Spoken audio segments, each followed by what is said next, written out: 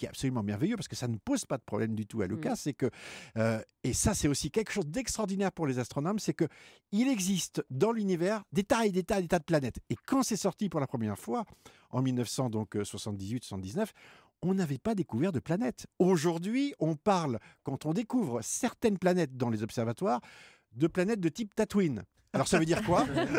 Ça veut dire qu'on a découvert une planète qui tournait autour de 2 étoiles. Tatooine, on rappelle, c'est une des planètes Voilà, de c'est une Star des Wars. planètes C'est fou. où on voit 2 soleils. Et nous vivons, nous, autour d'un seul soleil. Il est célibataire. La plupart des étoiles dans l'univers sont des étoiles doubles qui tournent l'une autour de l'autre. Et puis après, on en trouve des 3 ou 4. Mais bon, c'est un peu comme dans la vie, c'est moins stable.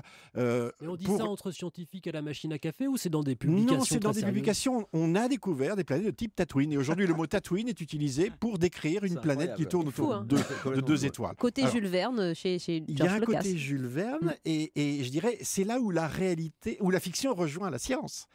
Et c'est pas l'inverse. C'est-à-dire qu'il ne s'est pas embarrassé de science pour fabriquer de la fiction.